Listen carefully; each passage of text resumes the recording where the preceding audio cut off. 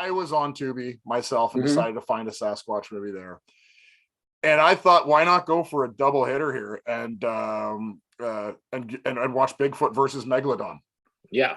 Because hey, I like Megalodon and I like Bigfoot, and we were doing some deep dives on Bigfoot, and that's all I saw. I didn't actually Hmm. do any sort of anything more than I was Hmm. kind of spinning the wheel of Tubi, and I came across Bigfoot versus Megalodon, and I was like, all right, let's go. Hmm. This thing, I mean, the first big question is, well, first off, God bless whoever did the time to put this thing together, because it's basically an entire feature length, low budget CG movie. Hmm. Um, I don't know where to start with it. Like, let's start with the fact that it takes place in the year 4044. So it's That way in makes the sense. future. That's way in the future. And the cover makes it look like it's actually Megalodon. And in my head, I was kind of thinking, like, remember in like which zombie was it? Zombie, where the zombie fights a shark. Hmm. And Yeah. I was kind of thinking along, like, that'd be kind of Bigfoot. Maybe he goes into shark and no, it's a Shark Man versus Bigfoot. Yeah. And so the Shark Man is a low budget version of Shark Man, King Shark of from King Shark from Suicide Squad. Yeah. Suicide. Yeah, he's a low budget version of that, and there's just a lot of him facing forward, growling and talking about things, and the voice really not matching the mouth whatsoever at all. There's a lot of scenes of Bigfoot just outright sprinting down futuristic hallways. Yeah. Now this, I watched a little bit of this, and it's exactly like you described. It's sort of like when you watch like PlayStation footage cutscenes. It's sort Yeah, of like like that. before they finalized it. Like it's before they Yeah, finalized. yeah. It has like a video game cutscene feel to it for like the whole movie. Like you're just watching an extended cutscene through the whole movie, and like you were saying before they finalized it. Yeah. So there's. There's so much, and so all the humans in it, of course, because they don't actually have humans, Mhm. they're like space guys. They got space outfits on, and Yeah. and they look kind of like, I don't know, like Halo or something like that. That's They do, kind yeah, of because they have the helmet. Like the uh, parts that I saw of it, they weren't showing their faces at all. I was just no. watching. Yeah, I may or may not have been in and out of consciousness while watching this yeah, because it was kind of late at night, but I didn't see any faces. They were kind of behind this these helmets. It was kind of Halo looking, but they were kind of vulgar yeah. too, which I thought was kind of funny.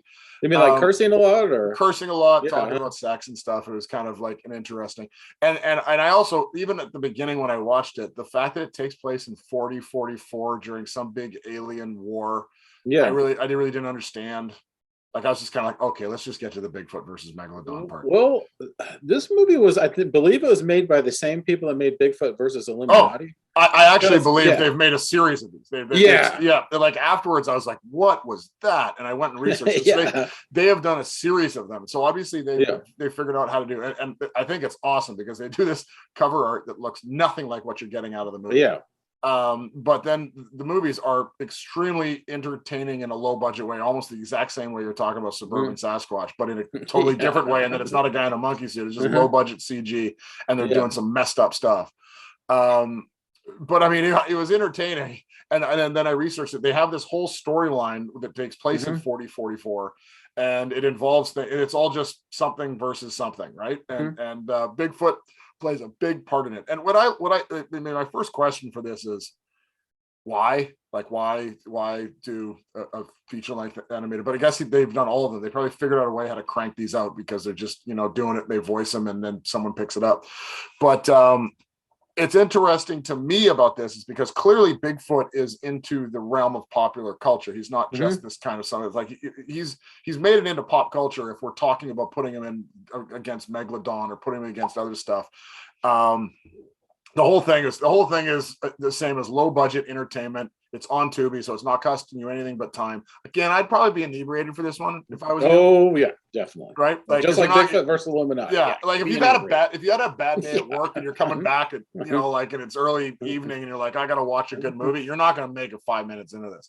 Yeah. However, if you're inebriated and really want to laugh at Mhm. something, I mean, I think it's there, and I think God bless these guys for putting all the effort and time into doing this. And I think there's a lot of them. I think they've cranked out tons of these. Yeah.